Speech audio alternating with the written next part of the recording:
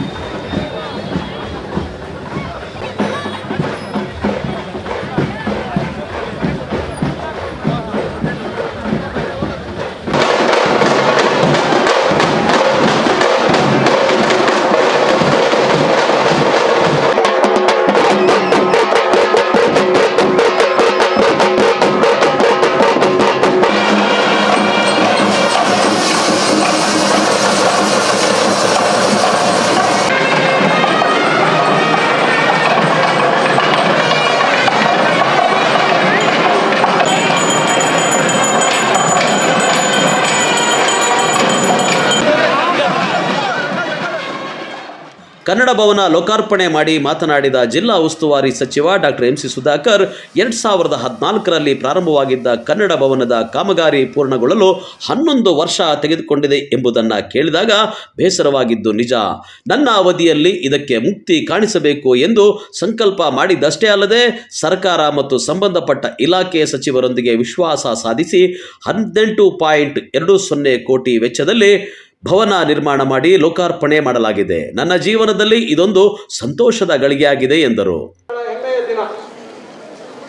ಸನ್ಮಾನ್ಯ ವೀರಪ್ಪ ಮೊಯ್ಲಿ ಅವರು ಬಸಪ್ಪ ಛತ್ರ, ತಮಗೆಲ್ಲರಿಗೂ ಚಿಕ್ಕಬಳ್ಳಾಪುರದವರಿಗೆ ಗೊತ್ತಿರ್ತಕ್ಕಂಥದ್ದು, ಈ ಪ್ರದೇಶವನ್ನ ಬಸಪ್ಪ ಛತ್ರ ಅಂತ ಹೇಳಿ ಕರೆಯಲ್ಪಡ್ತಾ ಇತ್ತು. ಹಳೆ ಕಟ್ಟಡ ಇತ್ತು. 2008ರಲ್ಲಿ 2007-8ರಲ್ಲಿ ಜಿಲ್ಲೆ ಪ್ರಾರಂಭ ಆದಂಥ ಸಂದರ್ಭದಲ್ಲಿ ನಾವು ಇಲ್ಲಿ ಜಿಲ್ಲಾ ಆಡಳಿತ ಭವನ ಯಾಕೆ ಮಾಡಬಾರ್ದು ಅಂತಕ್ಕಂಥ ಆಲೋಚನೆ ಇತ್ತು ಆ ಸಂದರ್ಭದಲ್ಲಿ. ಯಾಕಂದ್ರೆ ಈ ಜಾಗ ಮತ್ತು ಹಿಂದ್ಗಡೆ ಇರ್ತಕ್ಕಂಥ ಪ್ರದೇಶವನ್ನ ಸ್ವಾಧೀನ ಪಡಿಸ್ಕೊಂಡ್ರೆ ಭವಿಷ್ಯತ್ತಿನ ದೃಷ್ಟಿಯಲ್ಲಿ ನಗರದ ಹೃದಯ ಭಾಗದಲ್ಲಿ ಎಲ್ಲ ಕಚೇರಿಗಳು ವ್ಯವಸ್ಥೆಗಳು ಮಾಡ್ಲಿಕ್ಕೆ ಆಗುತ್ತೆ ಅಂತಕ್ಕಂಥ ಆಲೋಚನೆ ಇತ್ತು. ಆ ಸಂದರ್ಭದಲ್ಲಿ ನಾನು ಅಂದಿನ ಜಿಲ್ಲಾ ಉಸ್ತುವಾರಿ ಸಚಿವರಾಗಿದ್ದಂಥ ಮಾನ್ಯ ಮಮತಾಜ್ ಅಲಿ ಖಾನ್ ಸಾಹೇಬರಲ್ಲಿ ನಾನು ವಿನಂತಿ ಮಾಡಿದ್ದೆ. ಕಾರಣಾಂತರದಿಂದ ಅದು ಆಗಲಿಲ್ಲ. ಆದರೆ ಮಾನ್ಯ ವೀರಪ್ಪ ಮೊಯ್ಲಿ ಸಾಹೇಬರು ಈ ಭಾಗದಲ್ಲಿ ಲೋಕಸಭಾ ಸದಸ್ಯರು ಮತ್ತು ಕೇಂದ್ರದಲ್ಲಿ ಮಂತ್ರಿ ಆದಂಥ ಸಂದರ್ಭದಲ್ಲಿ ಹಲವಾರು ಕಾರ್ಯಕ್ರಮಗಳನ್ನು ಚಿಕ್ಕಬಳ್ಳಾಪುರ ಲೋಕಸಭಾ ಕ್ಷೇತ್ರದ ವ್ಯಾಪ್ತಿಯಲ್ಲಿ ಮಾಡುವಂಥ ಸಂದರ್ಭದಲ್ಲಿ ಇಲ್ಲಿ ಒಂದು ಒಳ್ಳೆ ಭವನ ಆಗಬೇಕು, ಪ್ರಾರಂಭದಲ್ಲಿ ಇದನ್ನ ಜಿಲ್ಲಾ ರಂಗಮಂದಿರ ಅಂತಕ್ಕಂಥದ್ದು ಒಂದು ಪರಿಕಲ್ಪನೆ ಇಟ್ಕೊಂಡು ಈ ಒಂದು ಜಾಗದ ಹಲವಾರು ಸಮಸ್ಯೆಗಳನ್ನ, ವ್ಯಾಜ್ಯಗಳನ್ನ, ನ್ಯಾಯಾಲಯದ ಮುಂದೆ ಇದ್ದಂಥವನ್ನೆಲ್ಲವನ್ನು ಅವರು ಖುದ್ದು ಅವರೇ ಅದನ್ನ ಪರಿಷ್ಕರಣೆ ಮಾಡ್ತಕ್ಕಂಥದ್ದು ಮತ್ತು ಇಲ್ಲಿರ್ತಕ್ಕಂಥ ಜನಗಳಿಗೆ ಪರ್ಯಾಯ ವ್ಯವಸ್ಥೆ ಮಾಡ್ತಕ್ಕಂಥದ್ರಲ್ಲಿ ಮಾನ್ಯ ವೀರಪ್ಪ ಮೊಯ್ಲಿ ಅವರ ಪಾತ್ರ ಬಹಳ ಮುಖ್ಯವಾಗಿದೆ. ಪ್ರಾರಂಭದಲ್ಲಿ ಸುಮಾರು 12 ಕೋಟಿಗೆ ಹಂತವಾಗಿ 9 ಕೋಟಿ ಆಯಿತು, ನಂತರ 12 ಕೋಟಿ ಆಯಿತು. ಇದಕ್ಕೆ ಒಂದು ವಿಸ್ತೃತವಾದಂತಹ ಯೋಜನೆಯನ್ನ ಬಹಳ ಒಂದು ಒಳ್ಳೆ ವಿನ್ಯಾಸಗಾರರನ್ನ ಇಟ್ಕೊಂಡು ಇದನ್ನ ತಯಾರು ಮಾಡ್ತಕ್ಕಂಥ ಕೆಲಸವನ್ನ ಮಾಡುವಂಥದ್ರಲ್ಲಿ ಮಾನ್ಯ ವೀರಪ್ಪ ಮೊಯ್ಲಿ ಸಾಹೇಬರ ಪಾತ್ರ ಬಹಳ ಮುಖ್ಯವಾಗಿದೆ. ಸುಮಾರು 2 ಬಾರಿ ಇದಕ್ಕೆ ಅಂದಾಜನ್ನ ತಯಾರು ಮಾಡಿ ಮತ್ತೊಮ್ಮೆ ಅದನ್ನ ಪರಿಷ್ಕರಣೆ ಮಾಡಿ ಅಂತಿಮವಾಗಿ 2015-16ರಲ್ಲಿ ಇದಕ್ಕೆ ಪ್ರಾರಂಭ ಮಾಡ್ತಕ್ಕಂಥ ಕೆಲಸ ಆಗಿದೆ. ಆದರೆ ಕಾರಣಾಂತರದಿಂದ ಇದಕ್ಕೆ ಅನುದಾನದ ಕೊರತೆ ಆಯಿತು. ಯಾಕಂದ್ರೆ ಇಷ್ಟು ದೊಡ್ಡ ಕಟ್ಟಡ ನಿರ್ಮಾಣ ಆಗಬೇಕಾದ್ರೆ ಇಲ್ಲಿ ಹವಾನಿಯಂತ್ರಿತ ವ್ಯವಸ್ಥೆ ಆಗಬೇಕು ಮತ್ತು ಅಗ್ನಿ ಸುರಕ್ಷತಾ ಕ್ರಮಗಳನ್ನು ತಗೋಬೇಕು ಮತ್ತು ಇತರೆ ಕೆಲವು ಸುರಕ್ಷಾ ಕ್ರಮಗಳನ್ನು ತೆಗೆದುಕೊಳ್ತಕ್ಕಂಥದ್ರಲ್ಲಿ ಅಂದಿನ ಮೂಲ ವಿಸ್ತೃತ ಯೋಜನೆಯಲ್ಲಿ ಅದನ್ನು ಒಳಗೊಳ್ಳದೇ ಇರತಕ್ಕಂಥ ಕಾರಣದಿಂದ ಕಾಮಗಾರಿ ಸಹ ಬಹಳಷ್ಟು ಕುಂಠಿತವಾಗಿ ನಡೀತಾ ಇರ್ತಕ್ಕಂಥದ್ದು. ನಾನು ನೀವು ಜಿಲ್ಲೆಯ ಜವಾಬ್ದಾರಿಯನ್ನು ವಹಿಸಿಕೊಂಡ ಮೇಲೆ ನಾನು ಮತ್ತು ನಮ್ಮ ಇಲ್ಲಿ ಸ್ಥಳೀಯ ಶಾಸಕರಾಗಿರ್ತಕ್ಕಂಥ ಪ್ರದೀಪ್ ಈಶ್ವರ್ ಅವರು ಇಲ್ಲಿ ಇದಕ್ಕೇನಾದರೂ ಒಂದು ರೂಪ ಕೊಡಬೇಕು ಅಂತಕ್ಕಂಥದ್ದನ್ನ ತೀರ್ಮಾನ ಮಾಡಿ ಬಹಳಷ್ಟು ಜನ ನಮ್ಮ ಕನ್ನಡ ಸಾಹಿತ್ಯ ಆಸಕ್ತರು ಮತ್ತು ಸಾರ್ವಜನಿಕರು ಸರ್ ಕನ್ನಡ ಭವನವನ್ನು ಆದಷ್ಟು ಬೇಗ ಅದನ್ನು ಪೂರ್ಣಗೊಳಿಸಿ ಲೋಕಾರ್ಪಣೆ ಮಾಡ್ತಕ್ಕಂಥದ್ದಕ್ಕೆ ತಾವು ಕ್ರಮ ವಹಿಸಬೇಕು ಅಂತಕ್ಕಂಥ ಮನವಿಯನ್ನ ಮಾಡಿದ ಮೇರೆಗೆ ನಾನು ಮತ್ತು ಪ್ರದೀಪ್ ಅವರು ಈ ಸ್ಥಳ ಪರಿಶೀಲನೆ ಮಾಡಲಿಕ್ಕೆ ಬಂದು ನಾವಿಲ್ಲಿ ನೋಡಿದಾಗ ಇಲ್ಲಿ ಏನೇನು ಆಗಬೇಕು ಅಂತಕ್ಕಂಥದ್ದು ಮತ್ತು ಅಧಿಕಾರಿಗಳಿಂದ ಸುಮಾರು 6.25 ಕೋಟಿ ಹೆಚ್ಚುವರಿ ಅನುದಾನ ಬೇಕು ಅಂತಕ್ಕಂಥ ಬೇಡಿಕೆ ಬಂತು. ನಾನು ಇದೇ ವೇದಿಕೆಯಲ್ಲಿ ಇಲ್ಲೇ ನಿಂತ್ಕೊಂಡು ಆ ಸಂದರ್ಭದಲ್ಲಿ ಏನು ಕೆಲಸ ಆಗಿರಲಿಲ್ಲ, ಫಾಲ್ ಸೀಲಿಂಗ್ ಆಗಿರಲಿಲ್ಲ ಮತ್ತು ಬೇರೆ ಬೇರೆ ಎಲ್ಲ ಕೆಲಸಗಳು ಬಾಕಿ ಇತ್ತು. ಆ ಸಂದರ್ಭದಲ್ಲಿ ನಾನು ನಮ್ಮ ಸಚಿವರು ನಾನು ಮರೆಯಲಿಕ್ಕೆ ಸಾಧ್ಯ ಇಲ್ಲ, ನಮ್ಮ ಕನ್ನಡ ಮತ್ತು ಸಂಸ್ಕೃತಿ ಇಲಾಖೆಯ ಮತ್ತು ಹಿಂದುಳಿದ ವರ್ಗಗಳ ಸಚಿವರಾಗಿರ್ತಕ್ಕಂಥ ನನ್ನ ಆತ್ಮೀಯ ಗೆಳೆಯ ಶಿವರಾಜ್ ತಂಗಡಿ ಅವರನ್ನ ನಾನು ಅವರಿಗೆ ಫೋನ್ ಮುಖಾಂತರ ಸಂಪರ್ಕ ಮಾಡಿ ಇದಕ್ಕೆ ರೀತಿ ಸಮಸ್ಯೆ ಇದೆ, ಈ ಥರ ಅರ್ಧಕ್ಕೆ ನಿಂತೋಗಿದೆ, ಇದಕ್ಕೆ ನೀವು ಸಹಕಾರ ಕೊಡಬೇಕು ಅಂದಾಗ ಖಂಡಿತ ನಾನು ಶಕ್ತಿ ಮೀರಿ ನಾನು ನಿಮ್ಗೆ ಅನುದಾನವನ್ನು ಒದಗಿಸ್ಕೊಡ್ತೀನಿ ಅಂತಕ್ಕಂಥ ಭರವಸೆಯನ್ನು ಕೊಟ್ಟರು. ಆ ಭರವಸೆ ಮೇರೆಗೆ ನಾವು ಹೇಳಿದ್ವಿ ಕಾಮಗಾರಿಯನ್ನು ನಿಲ್ಲಿಸಬೇಡಿ, ಕಾಮಗಾರಿಯನ್ನು ಮುಂದುವರಿಸಿ ಅಂತಕ್ಕಂಥದ್ದನ್ನ ಆ ಸೂಚನೆಯನ್ನು ಆ ಸಂದರ್ಭದಲ್ಲಿ ನಾನು ಮತ್ತು ಪ್ರದೀಪ್ ಅವರು ಇಲ್ಲಿರ್ತಕ್ಕಂಥ ನಮ್ಮ ಗೃಹ ನಿರ್ಮಾಣ ಮಂಡಳಿ ಅಧಿಕಾರಿಗಳಿಗೆ ಸೂಚನೆ ಕೊಟ್ಟು ಜಿಲ್ಲಾಧಿಕಾರಿಗಳು ನಮ್ಮ ಜೊತೆಲಿದ್ದು ನಾವು ಅನುದಾನ ಒದಗಿಸ್ತೀವಿ ಅಂತ ಹೇಳಿದ್ವಿ. ಮತ್ತೊಬ್ಬರನ್ನ ನಾನು ಈ ಸಂದರ್ಭದಲ್ಲಿ ನೆನೆಸ್ಕೋಬೇಕಾಗತ್ತೆ. ನಮ್ಮ ಹಿಂದಿನ ಇದ್ದಂಥ ಡಾಕ್ಟರ್ ಎನ್ ಮಂಜುಳಾ ಅವರು ಕನ್ನಡ ಮತ್ತು ಸಂಸ್ಕೃತಿ ಇಲಾಖೆಯಲ್ಲಿ ಕಾರ್ಯದರ್ಶಿಗಳಾಗಿ ಅವರು ಕೆಲಸ ಮಾಡ್ತಾ ಇದ್ರು ಮತ್ತು ನಮ್ಮ ಜಿಲ್ಲೆಯ ಅವರು ನೋಡಲ್ ಸೆಕ್ರೆಟರಿ ಸಹ ಅವರು. ನಾನು ಅವರನ್ನು ಕೂಡ ಮಾತಾಡಿ ತಮಗೆ ಗೊತ್ತಿದೆ ನಮ್ಮ ಜಿಲ್ಲೆ ಬಗ್ಗೆ, ಇದನ್ನ ಕನ್ನಡ ಭವನವನ್ನ ನಾವು ಪೂರ್ಣ ಮಾಡಬೇಕು ಅಂತಕ್ಕಂಥ ಮನವಿಯನ್ನ ನಾನು ಮಾನ್ಯ ನಮ್ಮ ಅಧಿಕಾರಿಗಳಾಗಿರ್ತಕ್ಕಂಥ ಮಂಜುಳಾ ಮೇಡಮ್ ಅವ್ರಿಗೂ ನಾನು ಮಾತಾಡಿದೆ. ಅವರು ಕೂಡ ಸ್ಪಂದಿಸಿ ನಮ್ಮ ಸ್ನೇಹಿತರಾಗಿರ್ತಕ್ಕಂಥ ಮಂತ್ರಿಗಳಾಗಿರ್ತಕ್ಕಂಥ ಶಿವರಾಜ್ ತಂಗಡಿಗೆ ಅವರು ನನಗೆ 2020, 23, 24ರಲ್ಲಿ ಪ್ರಾರಂಭಿಕವಾಗಿ 2 ಕೋಟಿ ಹೆಚ್ಚುವರಿ ಅನುದಾನವನ್ನು ಬಿಡುಗಡೆಗೊಳಿಸಿದರು. ಇನ್ನು ಈ ವೇಳೆ ಶಾಸಕ ಪ್ರದೀಪ್ ಈಶ್ವರ್ ತನ್ನದೇ ಆದ ಶೈಲಿಯಲ್ಲಿ ಭಾಷಣ ಮಾಡಿದರೆ ಆದಿಚುಂಚನಗಿರಿ ಪೀಠಾಧ್ಯಕ್ಷ ಶ್ರೀ ನಿರ್ಮಲಾನಂದನಾಥ ಸ್ವಾಮೀಜಿಯವರು ಕಾರ್ಯಕ್ರಮದ ಕುರಿತು ಹಿತವಚನಗಳನ್ನು ನುಡಿದರು. ಮೊದಲನೇದಾಗಿ ವೇದಿಕೆಯಲ್ಲಿರೋ ನನ್ನ ಗುರುಗಳು ವೀರಪ್ಪ ಮೊಯ್ಲಿ ಸಾಹೇಬರು, ನಾನು ನನ್ನ ಉಸ್ತುವಾರಿ ಸಚಿವರಿಗೂ ಈಗಾಗಲೇ ನಾನು ಪತ್ರದ ಮುಖಾಂತರ ಬರೆದಿದ್ದೀನಿ. ಈ ಕನ್ನಡದ ಭವನಕ್ಕೆ ವೀರಪ್ಪ ಮೊಯ್ಲಿ ಕನ್ನಡ ಭವನ ಅಂತ ನಾಮಕರಣ ಮಾಡಬೇಕು ಅಂತ ನನ್ನ ಆಸೆ. ನಾನದು ನನ್ನ ಸರ್ಕಾರಕ್ಕೂ ಪತ್ರ ಬರೆದಿದ್ದೀನಿ.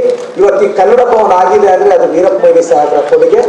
ನನ್ನ ರಾಜಕಾರಣಕ್ಕೆ MLA ಆಗಿದ್ದೀನಿ ಅಂದರೆ ಅದು ವೀರಪ್ಪ ಮೊಯ್ಲಿ ಸಾಹೇಬರು ಕೊಟ್ಟ ಭಿಕ್ಷೆ. ಸರ್, ನನ್ನ ಕುಟುಂಬ ಸದಾ ನಿಮ್ಮ ಋಣಿಯಾಗಿರುತ್ತೆ ಸರ್. ನನ್ನ ಉಸ್ತುವಾರಿ ಸಚಿವರಿಗೆ, ಶಿವಶಂಕರ ರೆಡ್ಡಿ ಸಾಹೇಬರಿಗೆ, ಎಲ್ಲ ಗಣ್ಯ ವ್ಯಕ್ತಿಗಳಿಗೆ. ಕುಪ್ಪಳ್ಳಿಯಲ್ಲಿ ಕುವೆಂಪು ಅವರು ಹುಟ್ಟಲಿಲ್ಲ. ಚಿಕ್ಕಮಗಳೂರು ಜಿಲ್ಲೆ ಕೊಪ್ಪ ತಾಲೂಕಿನ ಹಿರೇಕೊಡಿಗೆ ಅನ್ನೋರು ತಾಯಿ ಮನೆಯಲ್ಲಿ ಹುಟ್ಟೋದವರು. ಮತ್ತೆ ಕುಪ್ಪಳ್ಳಿಯಲ್ಲಿ ಬೆಳೀತಾರೆ. ಬೆಳೆದ್ಮೇಲೆ ಬಾಲ್ಯದಲ್ಲಿ ಮಾಧ್ಯಮಿಕ ಶಾಲೆ ಕುಪ್ಪಳ್ಳಿಯಲ್ಲಿ ಓದಿ ಮೈಸೂರಿಗೆ ಹೋಗ್ತಾರೆ. ಅಲ್ಲಿ BA ಓದ್ತಾರೆ, ನಂತರ MA ಓದ್ತಾರೆ. ರಾಮಕೃಷ್ಣ ಆಶ್ರಮದ ಟಚಲ್ಲಿ ಇರ್ತಾರೆ. ಮದುವೆ ಬೇಡ, ಈ ಹೈಸ್ಕೂಲಲ್ಲಿ ಕಾಲೇಜಲ್ಲಿ ನಾವು ಅನ್ಕೊಂತೀವಲ್ಲ, ನಾನು ಮದುವೆನೇ ಆಗಲ್ಲ ಅನ್ಕೊಂಡು ಬೇಗ ಮದುವೆ ಆಗ್ತೀವಲ್ಲ. ಜನರಲ್ ಹೈಸ್ಕೂಲಲ್ಲಿ ಇದ್ದಾಗ ಕಾಲೇಜಲ್ಲಿ ನಾನು ಮದುವೆನೇ ಆಗಲ್ಲ ಅಂತ ಹೇಳಿರ್ತೀವಿ, ಅವರೇ ಬೇಗ ಮದುವೆ ಆಗಿರ್ತಾರೆ. ಸೊ ಕುವೆಂಪು ಅವರು ಮದುವೆನೇ ಬೇಡ ಅಂತಾರೆ. ಆದ್ರೆ ನಂತರ ಅವರು ಹೇಮಾವತಿ ಅನ್ನೋರು ನಮ್ಮ ಮದುವೆ ಆಗಿ 4 ಜನ ಮಕ್ಕಳಾಗ್ತಾರೆ. ಆಗ ಅವ್ರು ಶ್ರೀಮತಿಗೆ ಒಂದು ಪದ್ಯ ಬರೀತಾರೆ ಅವರು. ನಾನಿನಗೆ ನೀ ನನಗೆ ಜೇನಾಗುವ, ರಸದೈವ ಗಂಗೆಯಲ್ಲಿ ಮೀನಾಗುವ, ಹೂವಾಗುವ ಹಣ್ಣಾಗುವ, ರತಿರೂಪ ಭಗವತಿಗೆ ಮುಡಿಪಾಗುವ. ಅವ್ರು ಶ್ರೀಮತಿಗೋಸ್ಕರ ಬರೆಯೋ ಪ್ರೇಮ ಕವಿತೆ ಇದು ಇವತ್ತು ಸಾಹಿತ್ಯ ಪ್ರಪಂಚದಲ್ಲಿ ತನ್ನದೇ ಆದಂತ ಒಂದು ಅದ್ಭುತವನ್ನ ಸೃಷ್ಟಿಸಿದೆ. ಅರ್ಧ ಗಂಟೆ ಲೇಟ್ ಆದ್ರೆ ನನ್ನ ಮೇಲೆ ನಂಬಿಕೆ ಇಲ್ವಾ ಅಂತ ನಿಮ್ಮ ಅಮ್ಮಗೆ ಎದುರು ಮಾತಾಡೋದು ಈಸಿ. 20 ವರ್ಷ ಆದ್ಮೇಲೆ ನಿನಗೆ ವಯಸ್ಸಿಗೆ ಬಂದಿರೋ ಮಗಳು ಹುಟ್ಟಿ ಅವಳು ಕಾಲೇಜಿಂದ ಬರೋದು 1 hour ಲೇಟ್ ಆದ್ರೆ ತಾಯಿಯ ದುಗುಡತೆ ಹೇಗಿರುತ್ತೆ ಅಂತ ನಿಮ್ಗೆ 20 ವರ್ಷ ಆದ್ಮೇಲೆ ಅರ್ಥ ಆಗುತ್ತೆ. ತಂದೆ ತಾಯಿ ವ್ಯಾಲ್ಯೂ ಏನು ಅಂತ ಇರೋರ್ಗೆ ಹೆಂಗೆ ಅರ್ಥ ಆಗುತ್ತೆ, ವಿಧವೆ ಬಾಧೆ ಏನು ಅಂತ ಮುತ್ತೈದರಿಗೆ ಹೆಂಗೆ ಅರ್ಥ ಆಗುತ್ತೆ, ಕಳ್ಕೊಂಡ ಮೇಲೆ ಅದ್ರ ವ್ಯಾಲ್ಯೂ ಗೊತ್ತಾಗುತ್ತೆ. ಚೆನ್ನಾಗಿ ಓದಬೇಕು. ಈ ಜನರೇಷನ್ ಪ್ರಾಬ್ಲಮ್ ಧೈರ್ಯದ ಕೊರತೆ. ಸಿಕ್ಕಾಪಟ್ಟೆ 10th 98% ತೆಗೆದು PUCಯಲ್ಲಿ 4 ಸಬ್ಜೆಕ್ಟ್ 100 out of 100 ತೆಗೆದು ಜೀವನದಲ್ಲಿ ಮತ್ತೆ ಒಂದು 15-20 ಸಾವಿರಕ್ಕೆ ಕೆಲಸಕ್ಕೆ ಹೋಗೋ ಅನಿವಾರ್ಯತೆಯಲ್ಲಿ ನಾವು ಹೋಗ್ತೀವಿ ಅಂದ್ರೆ ಈ ಸಮಾಜಕ್ಕೆ ಇಂಡಿಯನ್ ಎಕಾನಮಿಗೆ ಬೇಕಾಗೋದು ಕೆಲಸ ಪಡೆಯೋನಲ್ಲ. ನಮ್ಮ ತಂದೆ ತಾಯಿ ಏನ್ ಹೇಳ್ಕೊಡ್ತಾ ಇದ್ದಾರೆ, ಡಾಕ್ಟರ್ ಆಗು, ಇಂಜಿನಿಯರ್ ಆಗು, ಟೀಚರ್ ಆಗು ಜಸ್ಟ್ ಕೆಲ್ಸಕ್ಕೆ ಹೋಗೋ ಐಡಿಯಾನ ನಮ್ಮ ಅಪ್ಪ ಅಮ್ಮ ಹೇಳ್ಕೊಡ್ತಾ ಇದ್ದಾರೆ. ಒಂದು ಕಂಪನಿ ಕಟ್ಟಿ 200 ಜನಕ್ಕೆ ಕೆಲಸ ಕೊಡು, ಒಂದು ಸೂಪರ್ ಸ್ಪೆಷಾಲಿಟಿ ಕೊಟ್ಟು 20 ಜನ ಕೆಲಸ ಅಂತ ನಮ್ಮ ತಂದೆ ತಾಯಿ ಹೇಳ್ಕೊಡ್ತಾರೆ. ನಾವು ಮೇಲ್ ಬರಕ್ಕಾಗೋದು. ನಮ್ಮ ಅಪ್ಪ ಅಮ್ಮ ನಮ್ಮನ್ನು ಬರೀ ಕೆಲ್ಸಕ್ಕೆ ಹೋಗಕ್ಕೆ ಟ್ರೈನ್ ಮಾಡ್ತಾ ಇದ್ದಾರೆ, ಕೆಲ್ಸಕ್ಕೆ ಹೋಗಕ್ಕೆ ಟ್ರೈನ್ ಮಾಡ್ತಿದ್ದಾರೆ. ಕುರಿ ಮೇಯಿಸೋ ಹುಡುಗ, ಮೇಕೆ ಮೇಯಿಸೋ ಹುಡುಗ ಹಿಮಾಲಯ ಪರ್ವತ ಹತ್ತಿದ್ರೆ ಅವ್ರ ತಾಯಿ ಮೋಟಿವೇಟ್ ಮಾಡಿದ್ಲು. ಅದಕ್ಕೆ ತೇನ್ ಸಿಂಗ್ ಶೇರ್ಪಾ ಯಾವುದೇ ಟೆಕ್ನಾಲಜಿ ಆಕ್ಸಿಜನ್ ಇಲ್ಲದೆ ಹಿಮಾಲಯಕ್ಕೆ ಹತ್ತಿಡ್ದಾರಿ. 4 ಮೆಟ್ಲು ಹೇಳಿದ್ರೆ ಎಳ್ಕೊಂಡು ರಪ್ಪ ಅಂತ ನಮ್ಮಮ್ಮ ಇಲ್ಲಿ ಹತ್ತುತ್ತಾ ಇದ್ರೆ ಪರವಾಗಿಲ್ಲ, ಹತ್ತು ಮಗ ನೋಡೇ ಬೇಡ ಅಂತ ಹತ್ತಿಸಿದಂತ ತೇನ್ ಸಿಂಗ್ ಶೇರ್ಪಾ ತಾಯಿಯಲ್ಲಿ ವ್ಯತ್ಯಾಸ ಇರುತ್ತೆ ಸರ್, ವ್ಯತ್ಯಾಸ ಇರುತ್ತೆ. ಸಾಹಿತ್ಯದ ಸೃಷ್ಟಿಯನ್ನ ಈ ಕವಿ ಮಾಡ್ತಾನಂತೆ. ಹೇಗೆ? ಅಪಾರೆ ಕಾವ್ಯ ಸಂಸಾರೇ ಕವಿರೇವ ಪ್ರಜಾಪತಿ ಯಥಾಸ್ಮೈ ರೋಚತೆ ವಿಶ್ವಂ ತಥೇದಂ ಪರಿವರ್ತತೆ. ಒಬ್ಬ ಕವಿಯ ಮನಸ್ಸು ಚಂದ ಇತ್ತು ಅಂತಂದ್ರೆ ತಾನು ಅಂದ್ಕೊಳ್ತಕ್ಕಂಥ ಸೃಜಿಸ್ಬೇಕಾಗಿರ್ತಕ್ಕಂಥ ಸಮಾಜ ಹೇಗಿರ್ಬೇಕೋ ಅಂತಹ ಸಾಹಿತ್ಯವನ್ನು ಸೃಷ್ಟಿ ಮಾಡಿದ್ರೆ ಸಾಕಂತೆ ಅಂತಹ ಸಮಾಜ ಸಹಜವಾಗಿ ನಿರ್ಮಾಣ ಆಗುತ್ತಂತೆ. ಮುಖ್ಯವಾಗಿ ಬೇಕಾಗಿರ್ತಕ್ಕಂಥದ್ದು ಉತ್ತಮ ಸಾಹಿತಿಗಳು, ಸಾಧನೆ ಮಾಡಿದಂಥ ಕವಿಗಳು ಮತ್ತು ಎತ್ತರಕ್ಕೆ ಹೋದಂಥ ದಾರ್ಶನಿಕರು.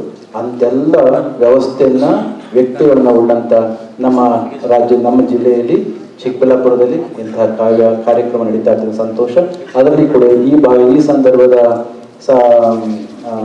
ಅಧ್ಯಕ್ಷರಾಗಿರ್ತಕ್ಕಂಥ ಗೋಪಾಲಗೌಡ ಕರುಮಂಜಲಿ ಅವರ ಸಾಹಿತ್ಯವನ್ನು ಕಳೆದ 30 ವರ್ಷದಿಂದ ಒಂದಲ್ಲ ಒಂದು ರೀತಿಯಲ್ಲಿ ಓದ್ತಾನೆ ಬೆಳೆದಿದ್ದಾರೆ. ಅವರ ಸಾಹಿತ್ಯ ಮತ್ತು ಅವರ ಕಟ್ಟುವಾಗಿರ್ತಕ್ಕಂಥ ಅವ್ರು ಸಾಫ್ಟ್ ಆಗಿ ಕಾಣಿಸ್ತಾರೆ, ಅವರು ಆಗಾಗ ಸ್ವಲ್ಪ ಕಟ್ಟುವಾಗಿ ಕೂಡ ಬರೆದಿರ್ತಕ್ಕಂಥ ನಾವು ನೋಡಿದ್ದೇವೆ. ಒಮ್ಮೆ ಮುಂಚೆ ಚಿಕ್ಕಬಳ್ಳಾಪುರದಿಂದ ಕೋಲಾರಕ್ಕೆ ಹೋಗ್ಬೇಕಾದ್ರೆ ಇರ್ತಕ್ಕಂಥ 60 ಕಿಲೋಮೀಟರ್ನ 2 ಗಂಟೆ ತೆಗೆದುಕೊಳ್ತಿತ್ತು. ಹೌದಾ? ವಿಜಯಪುರದಿಂದ ಬಡಿಸ್ಕೊಂಡು ಅಲಾಸಿ ಹೋಗ್ಬೇಕಾಗಿತ್ತು ದೇವನಹಳ್ಳಿಗೆ ಹೋಗ್ಬಿಟ್ಟು. ಅಷ್ಟೊಂದು ಕೆಟ್ಟದಾಗಿರ್ತಕ್ಕಂಥ ರಸ್ತೆ ಇತ್ತು. ಅದಕ್ಕೆ ಅವರು ಸಾಹಿತ್ಯ ಬರೆದಿದ್ರು, ಒಂದ್ಸಲ ಆರ್ಟಿಕಲ್ ಬರೆದಿದ್ರು. ಇಲ್ಲಿಂದ ನಾವು ವಿಜಯಪುರಕ್ಕೆ, ಚಿಕ್ಕಬಳ್ಳಾಪುರದಿಂದ ವಿಜಯಪುರಕ್ಕೆ 15 ಕಿಲೋಮೀಟರ್ ಇರ್ಬೇಕೇನೋ ಅಷ್ಟೇನೆ.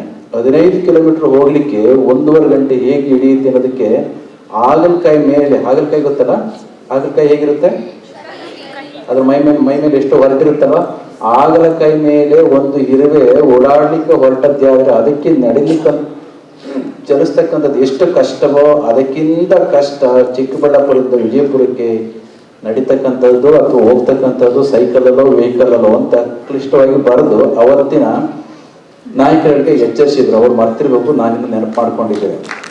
ಅಂತಹ ಒಂದು ಸಾಹಿತ್ಯವನ್ನು ಬರೆದು ಜನ ಸಮುದಾಯಕ್ಕೆ ಮತ್ತು ಜನಪ್ರತಿನಿಧಿಗಳಿಗೆ ಎಚ್ಚರಿಕೆಯ ಮಾತುಗಳನ್ನು ಕೊಟ್ಟು ಬಂದಂಥವರು. ಅಂತಹವ್ರನ್ನ ಸರ್ವಾಧ್ಯಕ್ಷರಾಗಿ ಆಯ್ಕೆ ಮಾಡಿ ಗೋಷ್ಠಿಗಳನ್ನು ನಡೆಸ್ತಾ ಇರ್ತಕ್ಕಂಥ ಸಂತೋಷ. 2 ದಿನದ ಈ ಕಾರ್ಯಕ್ರಮ ಚೆನ್ನಾಗಿ ಆಗಲಿ. ಕನ್ನಡ ಭವನವನ್ನು ತುಂಬ ಚೆನ್ನಾಗಿ ಕಟ್ಟಿದಿರಿ, ಬಹಳ ಸಂತೋಷ. ನಮ್ಮ ಜಿಲ್ಲೆಗೆ ಇದೊಂದು ಕೊರತೆ ಖಂಡಿತ ಇತ್ತು. ಈಗ ಸಂತೋಷವಾಗಿ ಸತ್ಸಂಗಗಳನ್ನು, ವಿಜ್ಞಾನದ ಕಾನ್ಫರೆನ್ಸ್ಗಳನ್ನು, ಸಾಹಿತ್ಯದ ಕೃಷಿಯನ್ನು ಮಾಡತಕ್ಕಂಥ ಹಲವಾರು ಸಂಕೀರ್ಣಗಳನ್ನು ನಡೆಸಲಿಕ್ಕೆ ಖಂಡಿತ ಅವಕಾಶ ಇದೆ. ಇದನ್ನು ಆಗು ಮಾಡಿಕೊಟ್ಟಂತ ನಿಮಗೆ ಮತ್ತು ಜೊತೆಯಲ್ಲಿ ನಿಂತಂತ ಎಲ್ಲ ಅಧಿಕಾರಿ ವೃಂದದವರಿಗೆ ಮತ್ತು ನಾಗರಿಕರಿಗೆ ಧನ್ಯವಾದಗಳನ್ನು ಈ ಸಂದರ್ಭದಲ್ಲಿ ಹೇಳಿ ಕಾರ್ಯಕ್ರಮ ತುಂಬ ಚೆನ್ನಾಗಿ. ಈ ವೇಳೆ ಕನ್ನಡ ಭವನ ಉದ್ಘಾಟನೆಯಲ್ಲಿ ಕಲಾ ತಂಡಗಳು ಮೆರವಣಿಗೆಗೆ ಮೆರುಗು ತಂದರೆ ಕನ್ನಡ ಅಭಿಮಾನಿಗಳು ತಮಟೆ ಸದ್ದಿಗೆ ಕುಣಿದು ಕುಪ್ಪಳಿಸಿದರು.